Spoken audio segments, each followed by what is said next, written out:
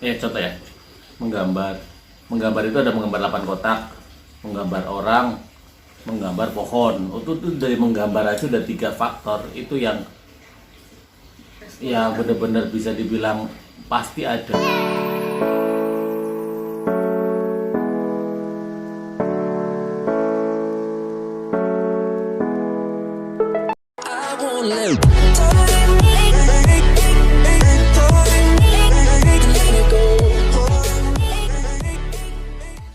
Warahmatullahi wabarakatuh guys, hari ini kita akan sedikit membahas tentang kembali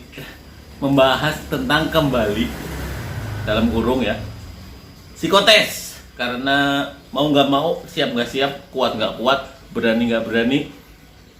Buat teman-teman yang mempunyai kesempatan lolos dan bisa melanjut ke tes berikutnya, tahapan dinding tebal itu, dinding tinggi itu ya psikotes. Psikotesis di sini secara garis besar, I think menurut saya, my experience, menurut pengalaman saya, itu menguji tentang kesabaran, keuletan, intelektual, keyakinan, kejujuran, dan banyak hal. Apa aja yang dipersiapkan? Nah, hal-halnya kan kita mau perang nih, jadi harus apa aja yang dipersiapkan. Salah satu yang faktor paling penting itu kalau doa udah hal yang benar-benar mutlak ya menurut saya, karena the miracle of doa itu luar biasa pokoknya. Teman-teman bisa merasakan lah, terutama doa orang tua. Faktor-faktor yang harus kita persiapkan adalah salah satunya adalah istirahat cukup. Itu hal mutlak, karena nggak mungkin lah mendekati nggak mungkin teman-teman akan mengerjakan tes psikotes yang notabene dari pagi sampai menjelang sore bisa dibilang itu dalam kondisi mengantuk. Itu akan sangat merugikan, kamu akan menyesal, karena psikotes itu benar-benar menguras pikiran, menguras tenaga, menguras konsentrasi banyak. Karena emang soalnya nggak sedikit cuy. Kalau ditanya seberapa banyak, jawabannya banyak. Dari menggambar aja bisa lama tes. Contoh ya, menggambar itu ada menggambar 8 kotak, menggambar orang, menggambar pohon. Itu tuh dari menggambar aja udah 3 faktor itu yang ya benar-benar bisa dibilang pasti ada. Nggak pasti sih, diriku menyebutnya 99,99%, mendekati pasti. Terus ada juga tes pengetahuan umum. Nah, pengetahuan umum ini tentang beberapa hal tuh, sinonim antonim, atau bisa juga pertanyaan tentang siapa presiden pertama kayak gitu. Lanjut ke logika. Nah, logika ini kayak semacam kotak-kotak mengkotak. Jadi logika kalian harus benar-benar main di sini, dan nggak mungkin logika akan main kalau perut Anda itu kosong dan istirahat kurang ya, malah jadi ngambang, nyesel takutnya. Terus ada juga tes Pauli atau tes koran, yang notabene benar-benar dirimu dipaksa untuk melihat angka, menjumlahkan secara cepat, tepat, dan konsisten. Tentunya konsisten. Konsistensi itu yang menurut saya tuh nggak sulit sih, cuma ada pengorbanan untuk menjaga konsistensi itu. Pengorbanannya apa aja itu kembali lagi pribadi masing-masing, setiap orang punya trik masing-masing. Ada juga namanya tes warteg, ya itu yang tadi, tes warteg itu salah satunya menggambar 8 kotak. Nah, menggambar 8 kotak bisa dicari di Google ya. 8 kotak ini nanti setelah Anda, kakak-kakak ini ya kan, kakak-kakak yang ganteng dan cantik ini udah melakukan menggambar, biasanya kedepannya nanti akan disuruh untuk gambar pertama yang digambar, gambar yang paling disukai, gambar yang paling mudah, gambar yang paling sulit. Jadi nanti kalian tuh akan dipaksa atau diperintah, nggak dipaksa sih, diperintah dan harus memaksa diri sendiri untuk mengetahui gambar mana yang paling intinya tuh. Jadi ada temanya masing-masing nanti. Jangan sampai tertinggal oleh instruksi itu. Jadi biar nggak salah jalan ya. Menggambar orang, saran aja sih, gambarlah orang yang akan melakukan kegiatan, terutama kegiatan-kegiatan yang bermanfaat ya.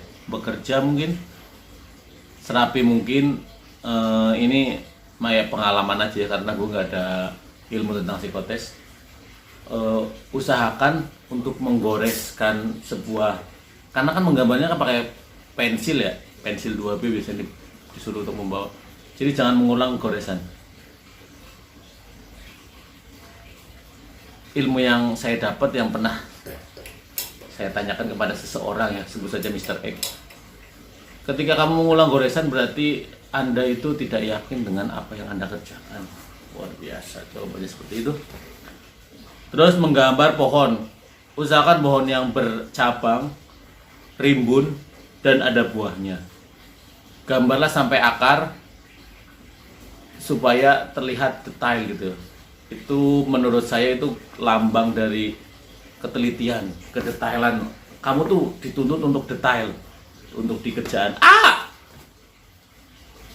Untuk dijadikan seorang pegawai kereta itu harus detail, mendetail. Terlepas nantinya kamu ke bidang apa-apanya, nanti tenang aja, ada pendidikannya, nggak usah pusing. Sekarang kita fokus ke seleksi aja.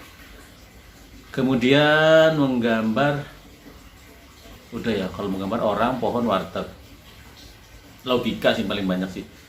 Logika di sini benar-benar pengetahuan dan imajinasi. Nih ya, baru 5 menit cuy. Bahas apa lagi ya? Nggak panjang lebar sih. Kalau untuk ditanya jarak antara tes 1 ke tes berikutnya, bisa dibilang kalau ditanya 2 minggu, 3 minggu, bahkan sebulan ada, tenang aja. Dan kalau teman-teman ingin tahu urutan dari seleksi awal sampai jadi pegawai, saya udah upload di video sebelumnya, part 1 dan part 2. Itu salah satu gambaran perjalanan seseorang yang hendak dari niat sampai sah jadi pegawai, dan beberapa value atau keuntungan bukan sih, entahlah. Jadi keuntungan ketika kamu jadi seorang pegawai kereta apa aja sih? Sekedar info, kamu udah pasti insya Allah dapat gaji, dapat penghasilan, dapat jaminan kesehatan, jaminan hari tua, jaminan kecelakaan kerja, dan masih banyak lagi value itu mah hadiah nanti yang kamu dapatkan ketika kamu bisa melewati beberapa dinding yang emang disiapkan oleh kereta untuk menyeleksi teman-teman masuk ke dunia perusahaan tercinta ya. Karena ini adalah perusahaan yang saya cintai, karena saya bekerja di dalamnya. Oke. Buat teman-teman, intinya yang berhasil semangat, yang belum berhasil pun harus tetap semangat, karena banyak dari teman saya yang emang masih memenuhi kualifikasi, daftarnya lebih dari 2 kali 3 kali. Saya aja 2 kali, sekali gagal di administrasi, yang keduanya alhamdulillah di tahun yang sama, cuma selisih 6 bulan ya. Jadi kegagalan bukan berarti akhir dari segalanya. Bahkan kegagalan, kalau orang bijak berkata, kegagalan adalah awal dari segalanya. Walaupun diriku juga nggak begitu paham dengan kalimat itu, cuma kalau kamu resapi, ya mungkin akan paham ya. Semangat ya. Kalau emang ada perlu yang ditanyakan, nggak paham, tuliskan di kolom komentar. Insya Allah kalau emang ada waktu nanti saya balas one by one untuk memberikan jawaban. Meskipun mungkin jawabannya tidak memuaskan, tanyakan lagi aja. 8 menit aja kayaknya cukup nih buat teman-teman. Makasih ya. Tetap semangat loh. Pokoknya harus semangat. Ingin jadi pegawai itu harus semangat coy. Apalagi kalau teman-teman yang udah punya cita-cita ingin membahagiakan orang tua, itu udah cita-cita mulia. Assalamualaikum warahmatullahi wabarakatuh.